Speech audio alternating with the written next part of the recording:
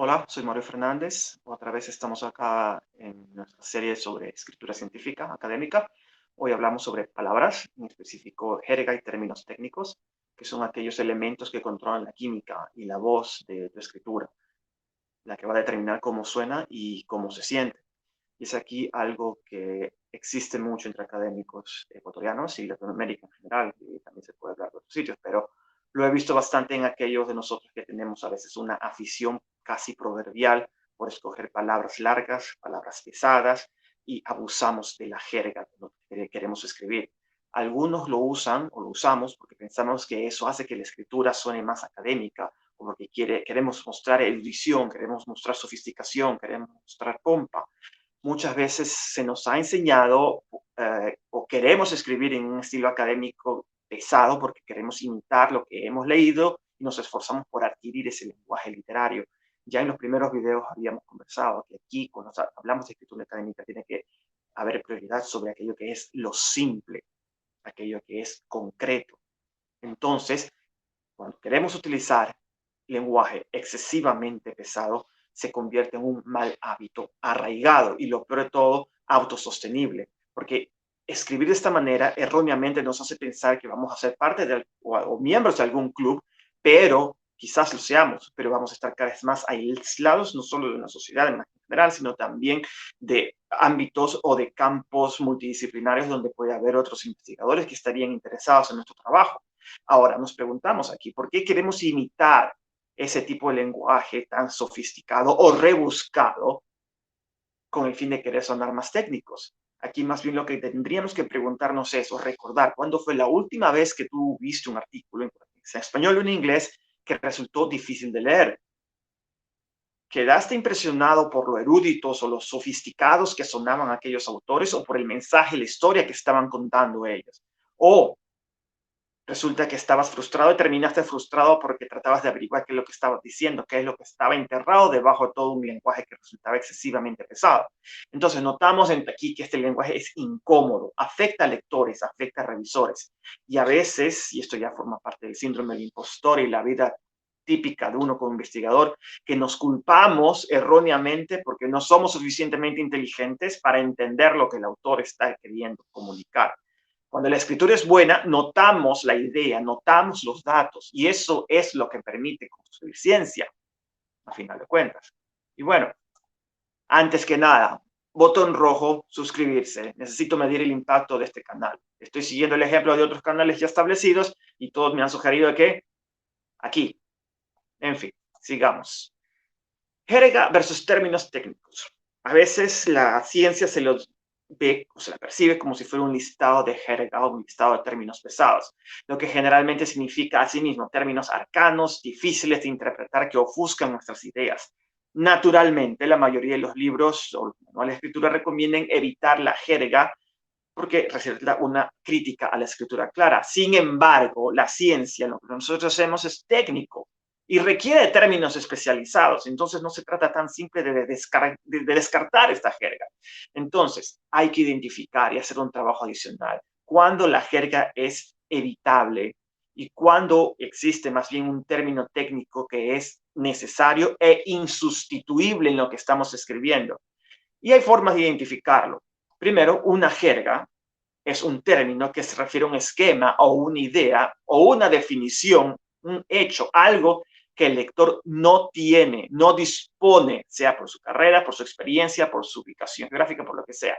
Por ejemplo, un economista cuando escribe en un journal multidisciplinario no debe asumir directamente que el cientista social, el planificador o el biólogo sepa lo que es una elasticidad, por ejemplo, o lo que significa la endogeneidad, por ejemplo, o para qué sirve la calibración de modelos matemáticos, por ejemplo. Asimismo, la jerga se refiere a un término para el cual existe un término más simple y equivalente. Lo veremos en la siguiente slide para un ejemplo. En cambio, un término técnico se refiere, obviamente, a un término en el cual estamos haciendo referencia a un esquema que el lector sí tiene. Otra vez, un economista cuando escribe en un journal económico y quiere hablar sobre elasticidades. Aquí asumimos que todos entendemos lo que es una elasticidad. entendemos lo que es endogeneidad, entendemos lo que es la calibración en modelos parciales o modelos de equilibrio general. O también puede ser un término técnico, un término para el cual no existe alguna palabra o algún otro término simple, equivalente, o donde su uso sería confuso. Esta distinción es difusa, es fluida y depende del conocimiento del lector, depende de la historia que orgánicamente está creciendo tu paper y más que nada depende de tu audiencia. No hay una línea definitiva que dibuje las fronteras, pero en un contexto, una palabra puede ser un término técnico, pero en el otro lado puede ser una jerga y tenemos que jugar con esas equivalencias, con esa situación. Si usas un término sin definirlo, puede ser una jerga. Entonces aquí viene el asunto. ¿Lo estamos o no lo estamos definiendo en el texto del paper? Si lo definimos en un lenguaje que sea comprensible para tus lectores o revisores, entonces aquí, más que hablar de jerga o término técnico, estamos hablando de un término útil para la comunicación de la historia y para la construcción de la estructura temática y la coherencia en general de tu paper. Asimismo, bueno, si estamos hablando de química, un químico no va a definir lo que es un mol. Si estamos hablando de biología molecular, el biólogo no va a definir lo que es un gen. En economía, a veces no definiríamos lo que es una elasticidad, porque incluso podríamos pensar que estudiantes de pregrado ya deberían conocer esos términos.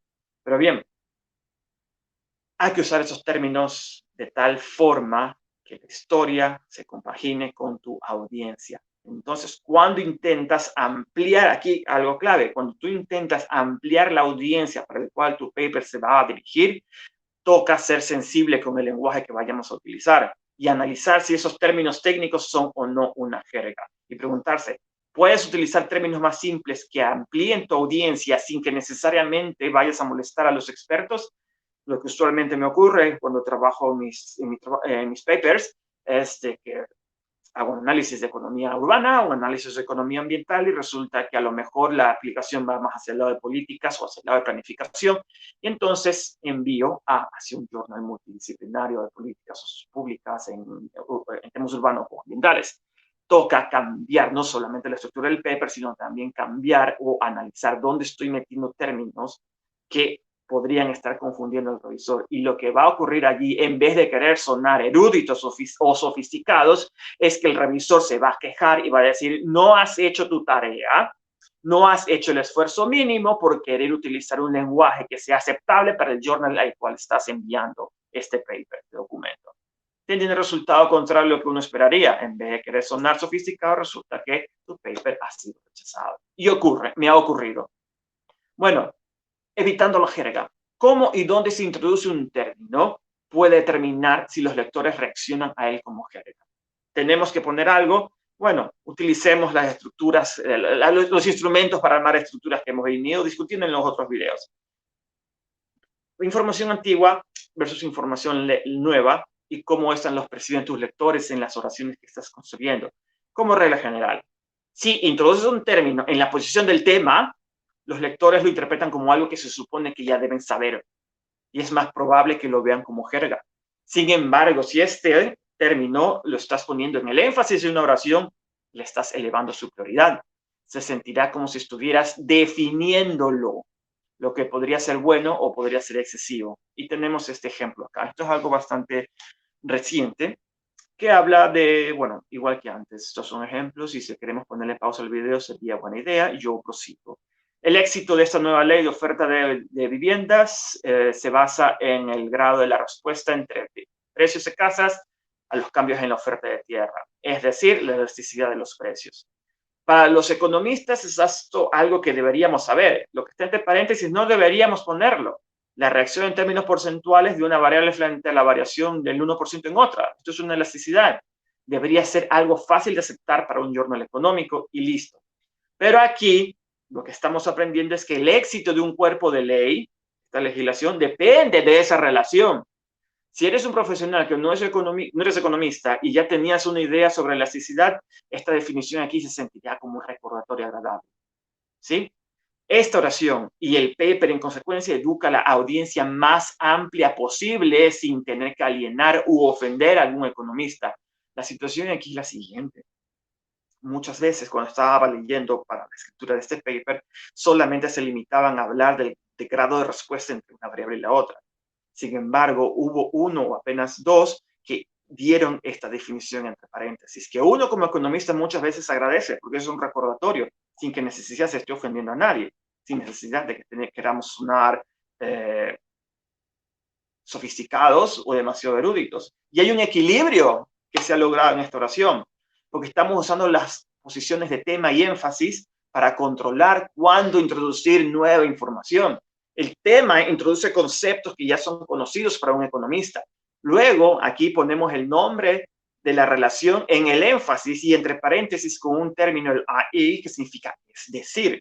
Entonces, aquí, el tema, el éxito de este cuerpo de ley, el énfasis es la relación entre las dos variables y parte del énfasis también es esta oración que está entre paréntesis. Y en el momento que lo pongo entre paréntesis, yo le estoy dando una prioridad un poco más baja, a pesar de que ya está en el énfasis de esta oración. Entonces, se logra no solamente la estructura temática, sino que es muy claro cómo estoy utilizando este modelo, el 2-3-1, de acuerdo a las ponderaciones que yo le doy al tema, énfasis y a todo lo que va en medio. ¿Sí?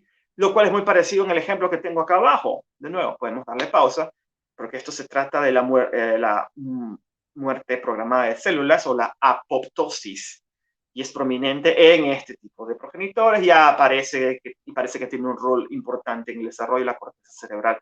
Aquí, de nuevo, tema, énfasis. Yo planifico esta oración según el tema y el énfasis y no se trata simplemente de escribir como yo quisiera y escojo los términos técnicos que tiene y la ubicación donde tienen que ir. Y el resto de la apoptosis va entre comas y va en medio. Es una cláusula corta donde simplemente funciona como un recordatorio y no se siente que se lo está definiendo para todo el mundo. Es decir, no estoy alienando a nadie. Estoy incorporando una audiencia amplia y no estoy ofendiendo a alguien que sea demasiado experto, porque también algún demasiado experto ha de pensar de que esta definición no debería existir aquí en este paper y podría percibirlo como un error de alguien que recién está comenzando a escritura científica. Pero, yendo hacia ese lado, juntos todos estos patrones, estos ejemplos, sugieren una tendencia general para usar términos técnicos en diferentes lugares de una oración. Si lo ponemos al comienzo de la oración, ese término, entonces aquí lo que ocurre es que asumimos que cada lector conoce y entiende el término. Corres el riesgo de que parezca una jerga, si acaso tu audiencia no lo entiende. Si este término lo pones al final de la frase o en la posición del énfasis, estás definiéndolo o se interpreta como si fuera una definición o un recordatorio, que muchas veces es algo que es bastante positivo. Corres el riesgo, en cambio, de parecer ignorante o de parecer un novicio en el área, si es que acaso es un esquema ya aceptado en el campo, donde tú estás presentando tu paper.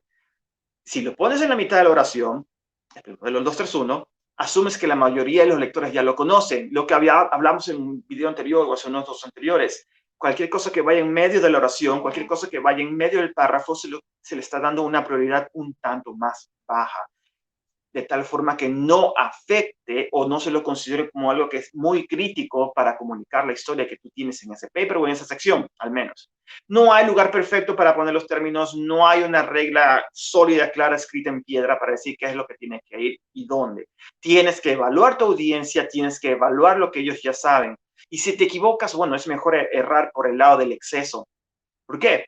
Porque cualquier irritación que tú estés produciendo en algún experto en el campo, porque estás definiendo algún término que ya debería ser claro para todos, es un riesgo y un peligro innecesariamente leve, sería de corta duración, y la confusión, en cambio, que le producirías a un novato o a alguien nuevo en este campo sería mucho más grande al no tener un término definido. Y ese daño podría ser grande y permanente, que se va a expresar en simplemente dejar de que esta persona va a dejar de leer tu artículo. ¿Sí?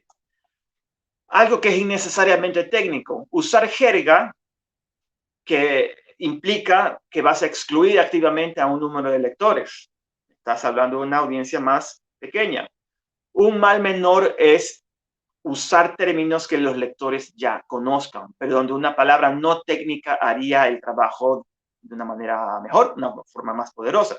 Con frecuencia este tipo de jerga resulta ser demasiado específica y como resultado poco comunicativa. Es obviamente aquí hay un riesgo de que vamos a crear algo de incertidumbre o a perder algo de precisión al momento de escribir. Sin embargo, es algo que nos va a tocar a nosotros evaluarlo en su momento. Tenemos este primer ejemplo, obviamente, darle pausa, yo sigo, acerca de los modelos que sugieren cambios climáticos y la liberación de oxígeno de sólidos que será absorbido por autótrofos terrestres. Wow, hasta llegar hasta este término era algo que podría haber sido entendido por casi cualquier persona. Pero, bueno, el momento de hablar autótrofos terrestres debilitas este mensaje, está en la posición del énfasis y ese es el mensaje final que le estás mandando tú a tu lector. Entonces, ¿qué tal si en vez de hablar de autótrofos terrestres hubiéramos hablado simplemente de plantas? La palabra es común y es más poderosa, involucra un esquema más fuerte. No sé, lo reemplazamos o lo ponemos como ejemplo entre paréntesis, ya queda a decisión de cada uno. Luego, el siguiente es otro ejemplo de agregar palabras ostensiblemente para crear algo de pompa. California tiene un régimen climático mediterráneo en el cual las tormentas más fuertes ocurren y seguimos. Pero aquí la palabra que quizás dé algo de problemas es el régimen. Un régimen es un patrón de condiciones, pero el clima es un patrón de condiciones climáticas, es decir, un régimen. Así que un régimen climático quizás no sea más que un clima.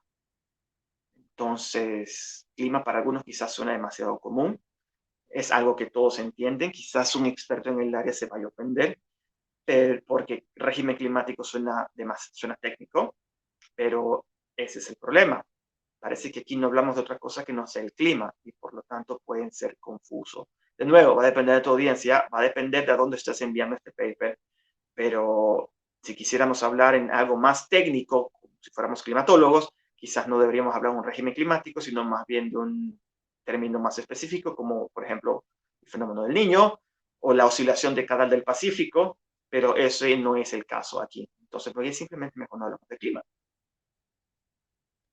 Este tercer ejemplo muestra una razón diferente para crear un término que es excesivamente calificado. Creo que aquí los autores estaban atrapados en el hábito de evitar verbos que crean una elaborada nominalización para evitar decir algo. Por ejemplo, esto sugiere que las SHAS en Nueva Zelanda, el Special Housing Area, es un programa de zonificación para bajar los precios de las casas, no resultó, sino que al contrario aumentó los precios de las viviendas.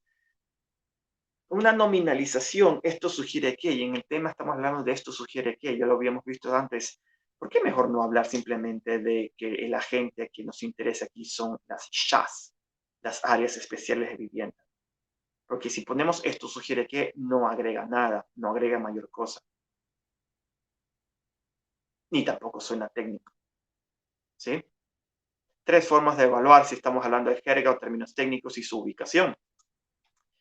Y bueno, si te digo que te suscribas otra vez, esto es un esquema que ya aquí a este momento es conocido para todos. Así que ese botón rojo porque necesito evaluar el impacto de este canal.